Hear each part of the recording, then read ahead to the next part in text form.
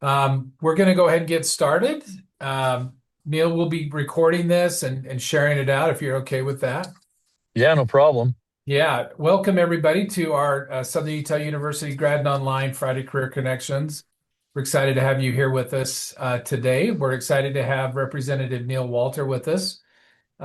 He's got really interesting information to share from the political side as well as from the real estate side. So, welcome everybody. We're just going to go ahead and get started. Neil, we do some snap polls sometimes during the presentation, but we'll just jump in right now and get started. And we may do a few snap polls in the middle. So That'd we'd be love great. we'd love to have you just start off telling us about your career journey from your educational background as well as your professional activities. And we'd also love to hear how you got into politics and the motivation for that, and how has that been for you? Well, that's a very long question. So let me try and briefly do the first part. So, born and raised in St. George, uh, ended up going to college after high school, mostly because my friends did. I didn't know a lot about college. Nobody in my family really went. My parents didn't go. My dad didn't go. My uh, aunts and uncles, I think I have one uncle that went, and I didn't know this until after I graduated, but I had a grandfather that went. So college wasn't a thing for me. But anyway, I ended up at Dixie College because my friends went and I had a scholarship for grades and for some band. And anyway, got really interested in education. So uh, after I graduated from Dixie College, I transferred up to BYU and really started to focus on finance. I finished my degree in finance from BYU, started to get introduced to maybe some other ideas and some other organizations, some other opportunities. And I knew that I wanted to continue my education and do an MBA. And so I'd made a plan to um, go to BYU's MBA program, but had a chance to go to Carnegie Mellon in Pittsburgh. Flew out or called in and told him, I said I wasn't going to fly out for an interview because I didn't want to spend the time. I didn't think that they were going to admit me. And anyway, got admitted and when going there was a great decision, one of the best decisions I made. So I had a great experience in the MBA program, graduated, and ended up in the oil and gas business on a natural gas and power trade floor in ConocoPhillips in Houston. And so, really, there were some other jobs and some other opportunities along the way, but my first job after graduate school was on a natural gas and power trade floor, and I loved it. Structured transactions, quantitative finance. We were doing big deals. All there was a whole trade floor that was doing all your traded products, futures, swaps, options. We priced all the non-tradable assets, all the structured contracts. It was very, very interesting. Got to work on, like I said, some large transactions, some very interesting ones. I'll give you one that's kind of that I've always thought was very interesting. In the 2004-5 time period, there were a bunch of power plants in California that were being sold. And so the question was, how much would you pay for these power plants? Well, the bids were all like negative $200 million. Right. So people don't think about that, but they're selling them and they're basically going to pay you to take them, right? Because there's obligations for decommissioning and et cetera. So you have to think differently about these kinds of transactions. Another thing that was a big one for me is most people, like when they go buy a house, and they get a mortgage. Well, a mortgage, you want a fixed rate. Well, in the natural gas and power world and in the lending world, fixed rate is risky. Floating is riskless. And it started to get me thinking differently about a whole range of things, but it doesn't sound like it to you because when you take out a loan, you want a fixed rate. Well, there's risk associated with a fixed rate loan for a lender. So anyway, I was happily going along, enjoying my career at ConocoPhillips. My family had always been in the real estate business. My grandfather was in the real estate business. My dad was in the real estate business. Um, I swore I'd never get into the real estate business. And my dad had some health issues in 2005 and said, "Hey, would you move home and come help out for a little bit?" And so we kind of made a plan. I thought the plan was going to be we would go home, I'd move home, it'd take a couple of years, we'd sell the business, get my dad out, and then I'd go back to ConocoPhillips. They held my job for me and they gave me a leave. And anyway, I got home in November of 2005. Really, by the end of 2006, the market was starting to slow down. 2007, mortgage meltdown started. 2008, 9, 10, you have nothing to sell. And so, anyway, by that time, for better or worse, I was mostly stuck. And so, I think probably, for better in hindsight, but not every day was I sure that that was the case. Some days I thought I'd made a mistake. Interestingly, when I moved home, I told my dad, I said, because I, had my MBA and I was also a chartered financial analyst, a CFA charter holder. And so anyway, I told my dad when I moved back, I said, "Hey, I'd like to do a little bit at the college." They had a brand new 4-year program. They were trying to get their finance program going. So I wandered over and I had a couple of friends over there and I just said, "Hey, would you mind, would you have any interest? Because there's an adjunct class I could teach." And so I started out with economics and then I started teaching real estate finance and entrepreneurial finance and investments and stats and a bunch of courses. So anyway, I taught for 9 years, was involved in our real estate business. And that was kind of going along. In 2010, so this is the political side, Tad. In 2010, I actually take that back. It was the fall of 2009. I was teaching this economics class. I got frustrated about something very simple. Okay. And some of you are going to be unhappy that I'm dragging you back to economics, but this is what happened to me. You asked the question. So Yeah. the United States Congress was negotiating the Affordable Care Act. And the arguments, the public arguments that were being made is we're going to provide services to more citizens, so more people. The regulatory changes were going to result in less providers, so less supply. And the objective was to lower cost, lower price. And in my very simple economics framework, I couldn't figure out how you could increase demand, lower supply, and lower cost. I couldn't find any way to make that work. Exactly. And I said, well, I how do I do something about that? And how do you get involved? And so I decided that, if you wanted to fix that decision, you had to run for Congress. And so in 2010, I ran for U.S. Congress, and interestingly lost at the Utah State Convention by one vote, the Republican Party convention. Mm-hmm. Kind of an interesting dynamic, but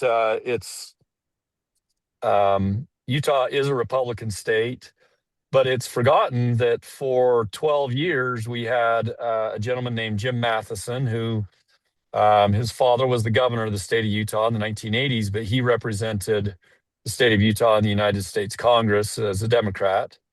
And he was widely liked and thought to be very effective.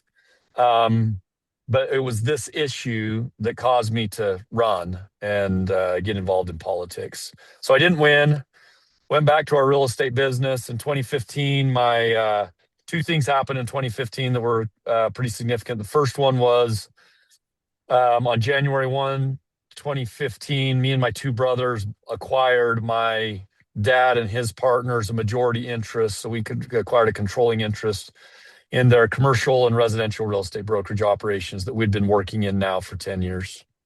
I'd been working, my brother, one of my brothers and I had been 10 years, and then one of them a little bit less. But we acquired controlling interest in January 1, 2015.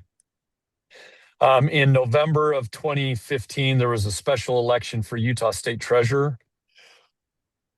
At the time, Treasurer Ellis stepped down, and I ran in that special election. I'd stayed involved in politics. I won the special election, but the way the process works is 3 names get forwarded to the governor.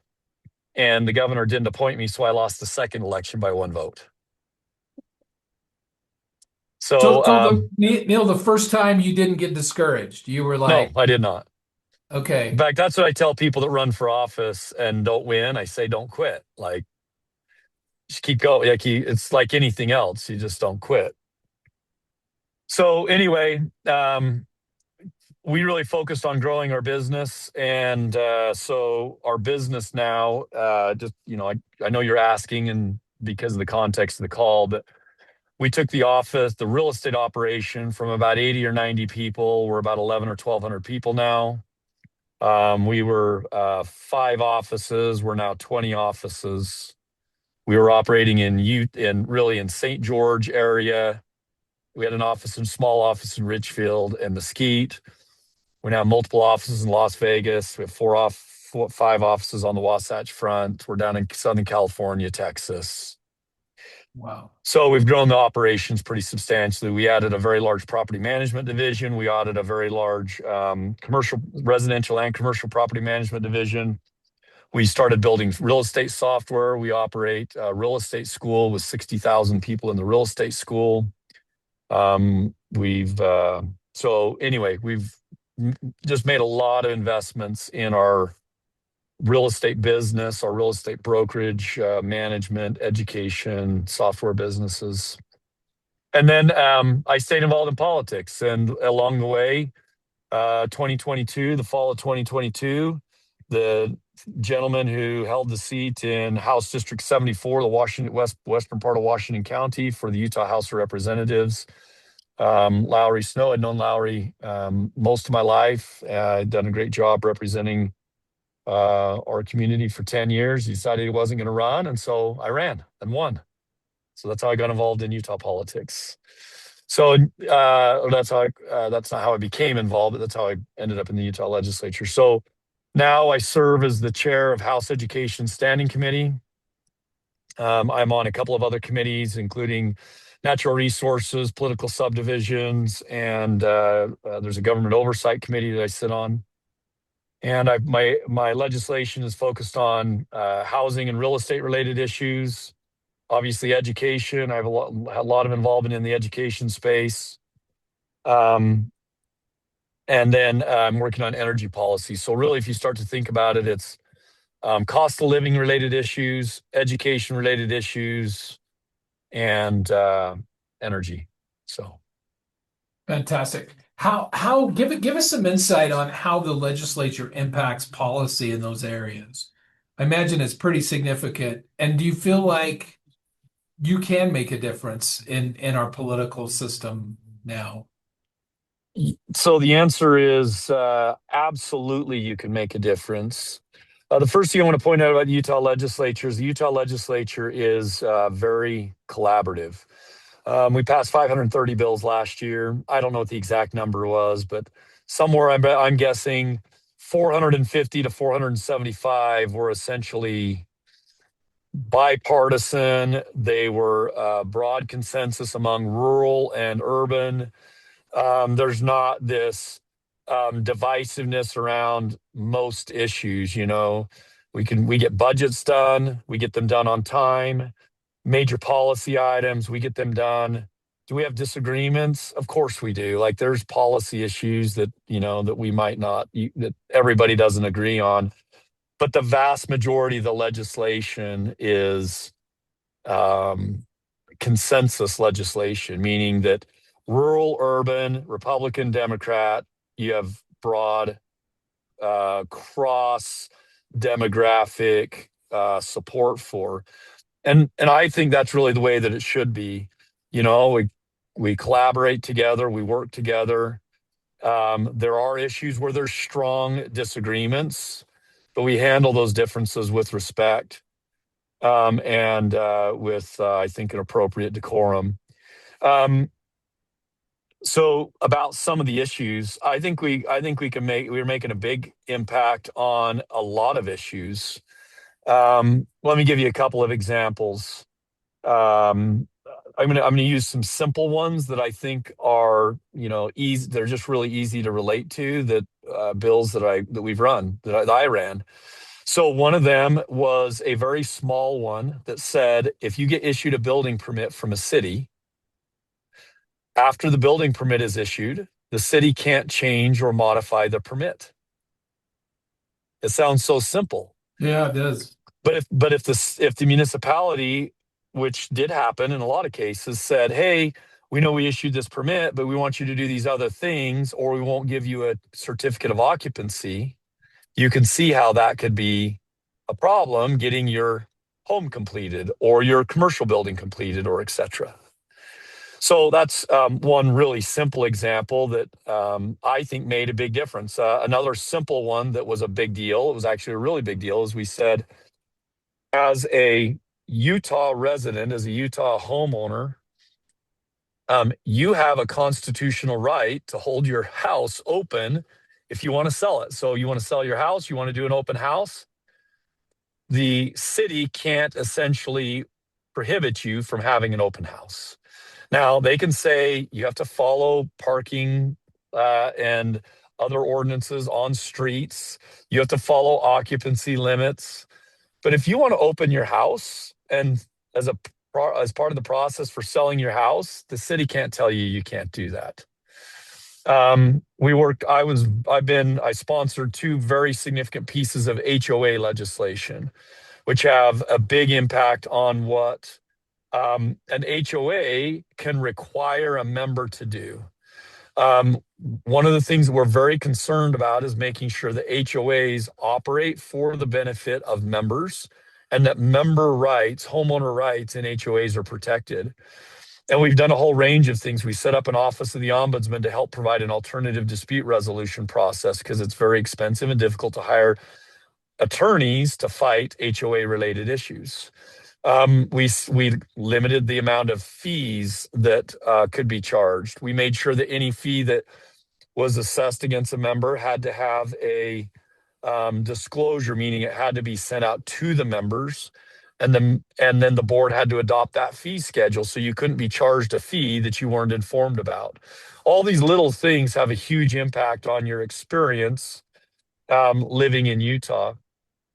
On a bigger scale, we've cut taxes, income taxes, every year for the last 6 years, a little bit at a time, not big, while simultaneously increasing the investment in both public education and higher education. So we're making huge investments in human capital, our people, while simultaneously trying to be very careful about the resources that we ask from them. I can go on and on and on, but absolutely it makes a big difference. I think actually, state government and municipal government in many ways are the most impactful on what happens in your day-to-day life. Even though we focus on national politics, most of what happens, roads, utilities, water, power, sewer, housing, the cleanliness, and the like, just what your community experience is, those are all local and state government issues that have a huge impact on your quality of life and your opportunity in the communities that you live. So yeah, I think it makes a big difference. So how do you stay? We got a question that came in, but um, I want to ask you this question. So as a normal citizen, how do they connect with someone like you that's in a position of political authority? What's the best way for you to stay in connection with your constituents and vice versa? So I don't have any staff. I don't have anybody like that takes calls or answers emails or anything for me. So I get thousands and thousands, I live many thousands of emails a year. I try and read my email. I send out newsletters. I send out a newsletter every week during the session for 7 weeks. So this legislative session is third week of January through the first week of March. So for 7 weeks, I send out a newsletter every week, and then I send out a newsletter during interim. I've got about 4,000 people on that newsletter. I also post them on my Facebook account, so people can, if they're if they're not subscribed, but they want to kind of keep track, they can do that. I'm in lots of public places. I think we've done 7 or 8 legislative updates. Mm. Everything from Rotary groups to the universities to school districts to political events to, I just emailed everybody in my uh, newsletter list and said, hey, I'm going to be doing a legislative recap or a legislative outlook on these dates. Join on Zoom or come to this location. Um, so you do all of those things, and then you have all your interactions in the community, right? You're interacting with citizens, and like I interact with citizens every day. I'm out and about, and so I try and just talk to people and listen to people. I spent yesterday at the Utah Tech graduation. Last year I was at the SUU graduation ceremonies, and you have lots of opportunities to talk to students and say, what are you working on, and what are you doing, and what success did you have, and what are the challenges you're having, and how do you feel about your future, and what are you worried about, right? So all those Yeah. conversations. So I think it's a I'm, little I, bit of everything. I'm impressed that you can do that and still run a large business. And I want to get back to the business part, but I want to do a quick poll. Those of you who are joining us today, I'd love to hear, would you consider running for any type of office, either local, regional, state, etc.? Will you just type in the poll um, if you would be open to that? I'm curious to what people think. So while you're putting that in the poll, oh, we've got some interesting answers. Some are yes and some are no. This is a question from Brian. Brian, thank you for your question. So, Neil, how is the legislation looking towards the veterans front concerning the GAP state educational program and further homeless housing? I don't know what the GAP state educational program is, but I assume. Yeah, so I'm not sure if I know quite either, but Utah has a lot of benefits for veterans. Everything from there's property tax benefits to education benefits and etc. It's a very interesting thing. I'm going to be trying to be as transparent as I can, and I'm not taking a position on this. I just want to help you see that for every issue, there's a range of views.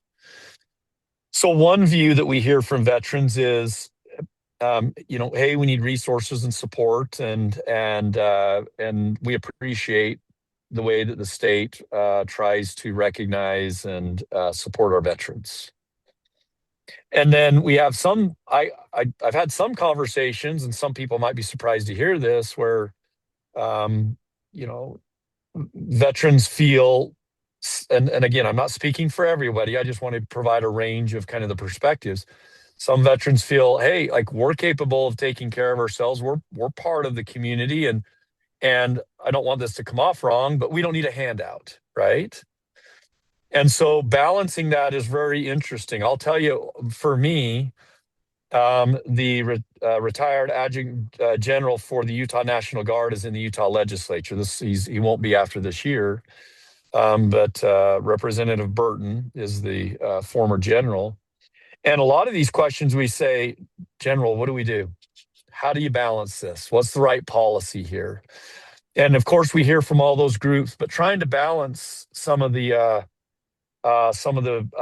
particular programs is, they're important discussions. So I'll just tell you that Utah is very committed to supporting veterans, recognizing and supporting families that are supporting our military service. We care a lot about our military installations at, of course, Hill Air Force Base and our National Guard facilities there in northern Utah County. And so we've got a great history of supporting veterans, and I think that you'll continue to see support from Utah, both in creating education and career opportunities, but also helping with certain types of cost of living and other related issues, everything from homelessness and housing to healthcare, and just making sure that people have access to resources. So thanks for that question.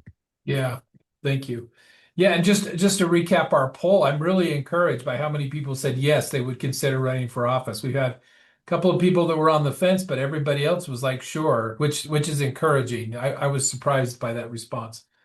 I Let's think go. I just want to weigh in on that and just say, I think that it's great. Don't be discouraged if you decide to get involved and you don't win.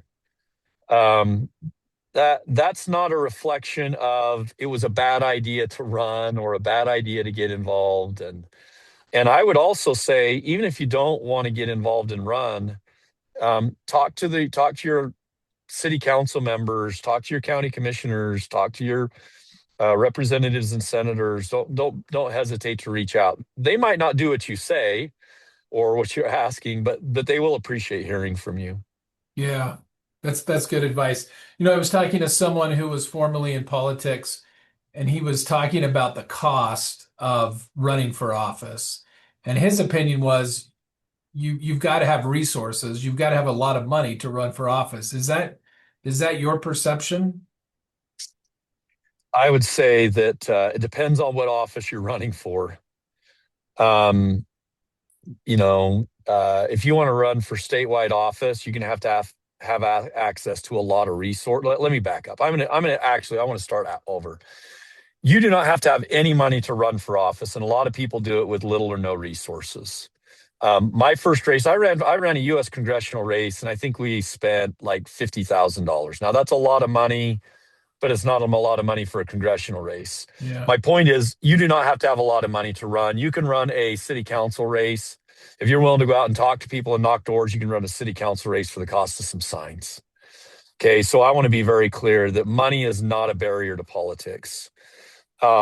Money does help with certain things, but money is not a it's not a barrier to Utah politics. And one of the reasons why, and particularly with your partisan offices, so city council is not a partisan office, but your partisan offices, like the way that the Utah convention and caucus system works, it's about engaging and talking to people. If you're willing to invest the time into people, you don't have to spend a lot of money. So I would just say that if you're interested in getting involved in Utah politics, you can do it for little or no money. If you want to run for governor, you're either going to have to talk to a lot of people Yeah. or you're going to have to raise some money. So Yeah. statewide office or U.S. senator, like it's so. That's good to know. That's encouraging. So, um, let's go back to your business career because I was quite impressed with how you've grown your business. I mean, you've doubled, tripled, quadrupled operation. We're almost 10x. That's amazing. So how did you do that? What was the key to that? Like those on the call who were interested in entrepreneurship, how did you grow so quickly? How did you finance it? Who provided the strategy? I'm sure your business education at Carnegie Mellon was helpful, but what was the key to growing so fast and so big? First of all, it didn't feel fast. Okay. It's been 10 years, uh, which is fast. So, but a lot of days it didn't feel fast. We didn't take any outside money. Mm, So one of the things we did very simply was a lot of businesses make money, but the business owners take the money out so that they can enjoy life. And right. there's nothing wrong with that. That's a good choice. That's what my dad did for 30 years. For 35 years, they took the money out and they uh, did whatever it was. They paid for kids to go to school and enjoyed farming and ranching and like that. That was what they did. The first principle that we followed was we're going to reinvest as much money as we could into the business. And in finance, there's a simple concept: if you want a higher growth rate, then you retain more money, you retain more capital. If you have a higher dividend rate, then you'll have a lower growth rate. So we took that very literally and said, we're going to hold as much capital as we can so that we can finance investment. And then we chose a two-pronged strategy. We said we're going to grow through both acquisition and organic growth. So when we went to Las Vegas, we bought a company. When we went to Salt Mm, Lake, we grew organically. The way that we financed it was we used some bank debt, some cash, and leases. When you go, if you need to expand, if you lease space, that's 100% financing. You don't have to pay for the building. So we started out by just retaining capital using combinations of debt and equity, acquisitions, organic growth, and we started going. We made a decision early on that was going to be a hard one to live with, but we just recognized that when doors open, you don't get to decide, you don't get to change the timing. You can only get to decide whether you're going to walk through the door or not. Yeah. So this is really hard. So I want you to kind of think through this, but a lot of the acquisitions that we did were not good timing for us. They really were bad timing. We didn't have the money that we wanted lined up.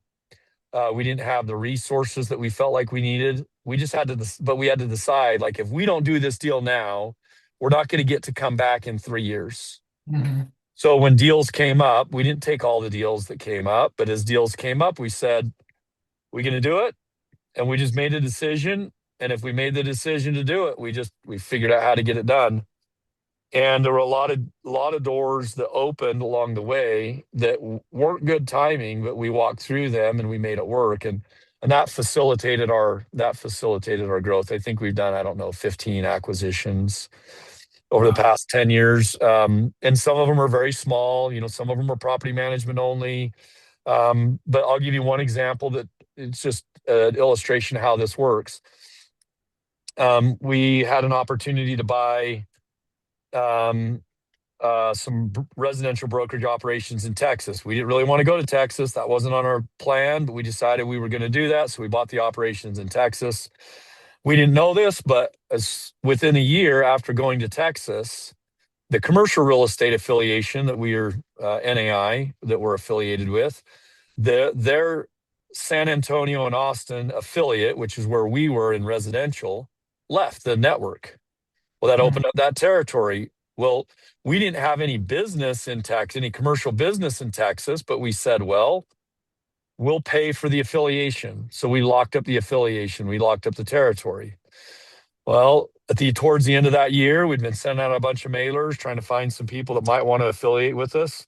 We found a unbelievably just an incredible organization, an unbelievably good organization, Rhodey Ottmer Siegel, which was a commercial real estate brokerage operation in San Antonio that started in, I think, 1908.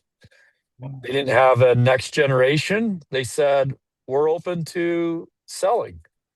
And so we met with them, got to meet the third generation uh, owners, Tom Rhodey and his partner, um, Brian Ottmers. And we sat down and we worked out a deal. And we didn't make this plan, but there we were 18 months after we'd gone to Texas with residential and commercial brokerage operations in San Antonio and something to build from. I didn't plan all that out. Now we had a plan for growth. We knew what our targets were. We knew what kinds of deals we wanted to do. When those opportunities opened up, we made a decision. We're going to go through that door. We did it through cash and some seller financing in these particular contexts. We just kept going. And as we took that first step, another door would open and we kept going. And that's the way we operate today.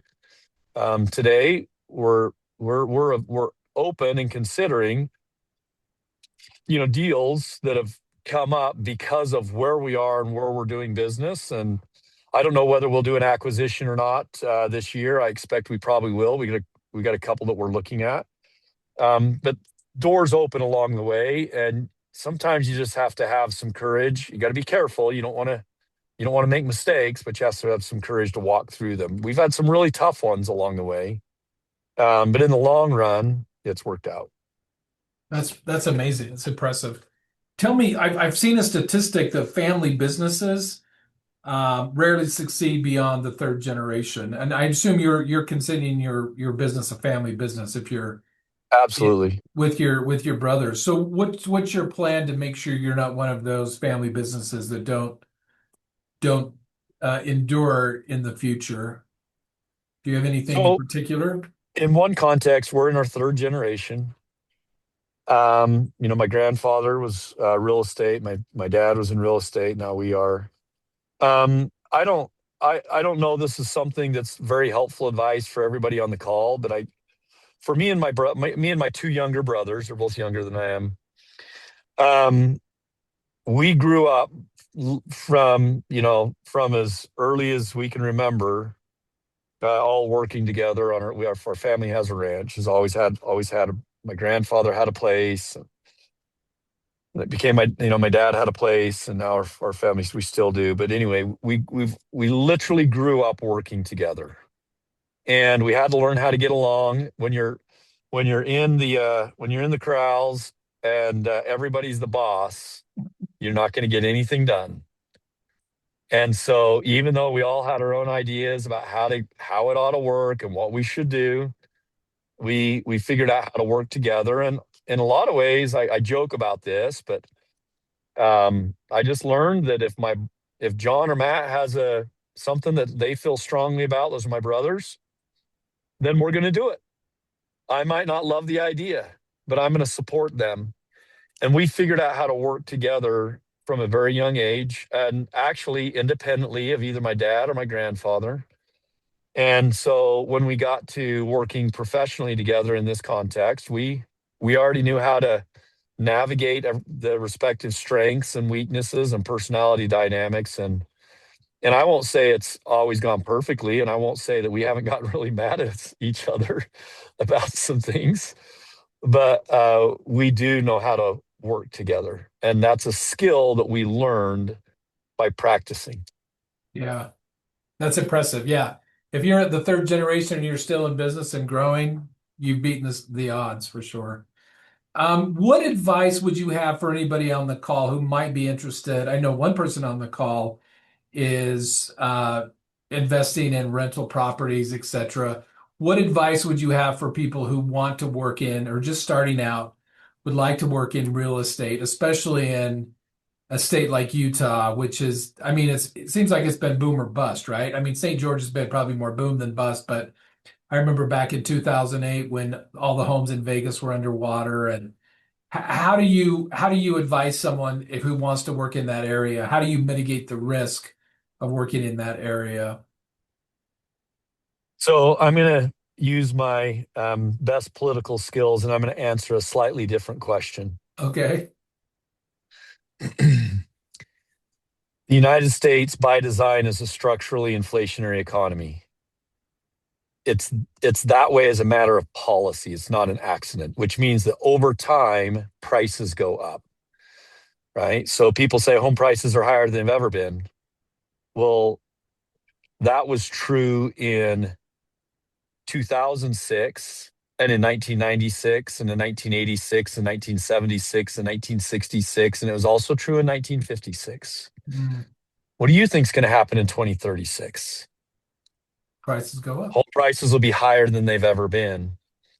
Um, and I could spend a lot of time talking about that, but there's a couple of principles here. The first one is that prices are rising in the United States economy. The second one is that home prices since World War II in every decade have beat inflation. Okay. The third one is that homes are they're a very unique purchase. They're one of the very few purchases with this particular characteristic. You cannot not buy one. And I use that double negative intentionally. You will buy at least one home during your lifetime, yours or your landlord's. You cannot avoid buying a home. In fact, if you decide you're going to rent your entire life, then you'll probably end up buying your landlord's home 2 or 3 times. Now, that doesn't mean there's anything wrong with renting. Renting is a critically important piece of our housing economy. It's it's very important, right? But you also have to understand, essentially, if you will, the financial game. You can think about the old board game of life or Monopoly. We're all in a game of sorts.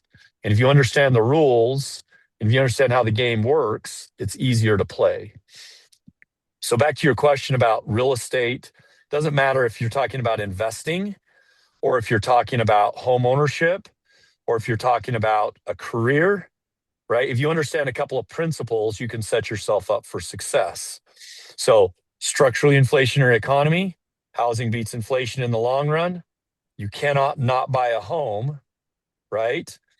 This is all captured in an old bumper sticker that there's a really really great lady that works for us in just north of Austin, Texas, and she's been a real estate professional for 50 years, which is really pretty extraordinary. And she's very active and very successful today.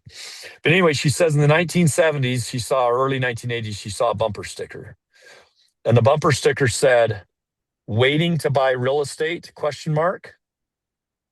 Buy real estate and wait." That's interesting. And it doesn't matter, how you're approaching this industry. Just as a homeowner, as a real estate professional starting a career, as a real estate investor, right? If you understand how real estate works, then you'll find that those ups and downs, you have a long-term view, you can be successful through any market cycle, right? And we could take a long time and just start talking about investing principles in general, and we could talk about the stock market, or we could talk about other forms of business investment. But the idea is you take a long-term view, you understand essentially the rules of the game, how this all works, right? And then you give yourself some time, and I'll just kind of answer this question with kind of one final comment. I'm sure we have more to talk about, but in this particular case, one of the things that's really interesting is, as you think about navigating real estate markets and etc., we know how to invest money, right? And we know how to, so financial capital. We know how to invest human capital or knowledge, right? But the most overlooked ingredient in any investment strategy is time. Mm-hmm. We almost always fail to give ourselves and the investment enough time to work their way out. And so this is how I frame it. The first 10 years in most investment strategies, it could be stock market, it could be real estate investing. You put your money in and you think, this isn't doing really what I hoped it would do. It underachieves your expectations. The second 10 years, you're like, oh, I get it now. And the third 10 years, right, between year 20 and 30, you're like, oh, now I see. And it doesn't matter if you're looking at your 401k, or if you're looking at your home equity in your house, or you're looking at your real estate investment portfolio. You have to make good decisions. You have to use human capital. You have to invest some money, right? Instead of going and spending it on something that would be really fun, a trip to Europe or a boat or whatever, you got to invest some money, but you also have to give it time. And if you don't give it time, you're probably going to bail out before that investment really can work the way that it's designed. Yeah, that's great advice. I mean, Warren Buffett's the perfect example of that. So we've got a couple of questions coming in, and we've got about 5 minutes left, so I want to get to those. Someone wanted to know, at what age did you start in politics? How old were you when you ran for Congress that first time? 34. So you were young. Okay, great. Yep. Someone commented, it's interesting that relationships seems to be the base of both business and politics. Would you agree? And if so, how have you built the kind of relationships that have allowed you to be successful both in politics and in business? Very good question. So people work with people they trust. Okay, watch this. I love to ask this question. I teach a lot of CE classes in our organization. I'd like to talk to the women in our organization, and I ask them, I say, how do you choose who does your hair? Because you can look online, there's lots of salons, there's lots of coupons. But how do you decide who does your hair? And we all know the answer. They ask somebody they trust Yeah. to make a recommendation. Yep. And that's the way a lot of things happen. When you try and find an attorney, when you try and find a CPA, you can look online, but most people are trying to think about like who they trust, because the fear of loss, the cost of failure is high. And all you have to do is like start asking women that have had a really bad experience at a salon. The cost of failure is very, very high. So true. And so to avoid loss, like this is a loss avoidance strategy. To avoid loss, we work with people we trust. Now, are we willing to take chances? Go out to eat? Sure. Like we do that all the time. But the higher stakes the decision, the more likely we're going to use a relationship to make that decision. And I think over time, what you're going to find is that even with, the emergence of it was the internet, and then it was social media and Web 2.0, as we move into this phase with AI, we're going to use AI, and it's going to be a very valuable tool, and it's going to be very impactful about how we make all kinds of decisions. But the most important decisions are going to come down to trust. And so getting back to how do you build trust? You treat people fairly. You keep your commitments. You provide a good service and a good value, right? That's the way you create trust. You can't market your way to trust, right? You can't promote your way to relationships. Those are created by your actions, what you do. And I tell people all the time, I say, look at what they are doing. Forget about what anybody's saying. Look at what they do. They said they were going to do something. Did they do it? Right? Did they do a good job? That's how you build trust. If you want to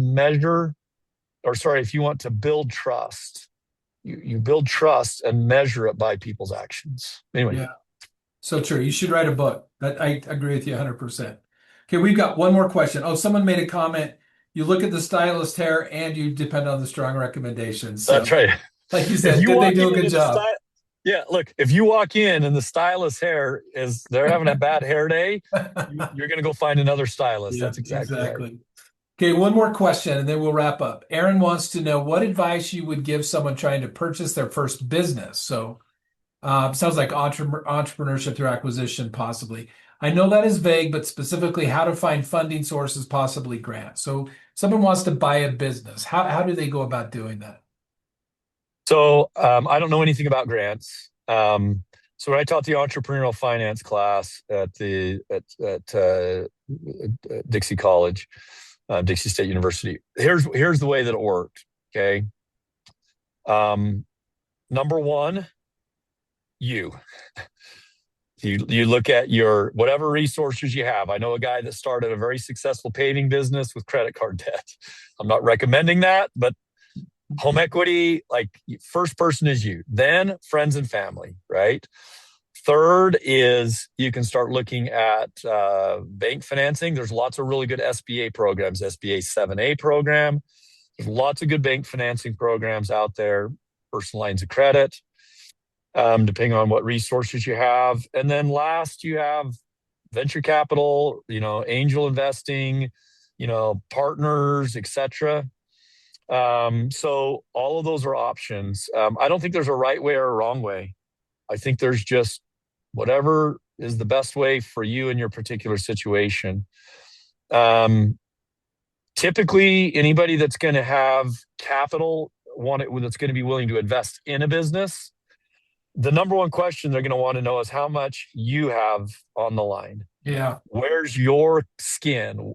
If all of the risk of failure is riding on their investment, they're going to be a reluctant investor. Yeah. Yeah, so true.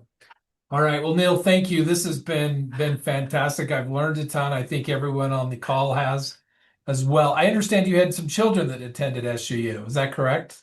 Yes, I've got two daughters that graduated from SUU. So my oldest daughter graduated with a degree in graphic design, and she's living in Texarkana, Texas, working remotely for a really fantastic company based out of Logan Oh, called good. Nani Swimwear that's been very successful. Some bright women came up with an idea for a new line of women's and children's swimwear and have been very successful. Anyway, she's doing graphic design and marketing for them. And then I have a daughter who is in a graduate program at Utah State right now, but she graduated with, she was studying to be a teacher, did her undergraduate work at SUU, now doing a 2-year graduate program and will be teaching, doing her student teaching this fall. So Oh, that's they had a great experience. They loved SUU. good. My brother graduated from SUU. My son has got a scholarship when his mission wraps up to SUU. So, Oh, fantastic. Well, I'm glad you have a tie. And I just want to say thank you for being willing to serve in our government. It's not for the faint of heart, but we appreciate all that you do to help Southern Utah as a whole. So thanks for your time. It was just fun to have that you have that connection with Carnegie Mellon, a place that's near and dear to my heart as well. So, well, we're very um, lucky to have you here in Southern Utah and at SUU. Um, uh, you know, our future is going to ride on our willingness to invest in our young people and helping them create the next generation of opportunities in our state. And so your willingness to come and be engaged and help out in that capacity is, and I know you're working with our alumni, but anyway, we're very lucky to have you at SUU. well, thank So you. thank you, Tad. It's good to be back. I do love the commitment that Utah, having lived in several states, Utah seems unusual in the culture of investing in education is seems much higher than other states that I've lived in, which is fantastic, and that's kudos to our state. So, all right, well, thank you, everyone. Join us next week. We have Selwyn Lewis, who's a nurse practitioner. We're going to talk about careers in healthcare, which is one of the biggest industries in the United States. So. Neil, thank you again. Appreciate your time and your expertise. Have a great weekend, everyone. Take care. Bye bye.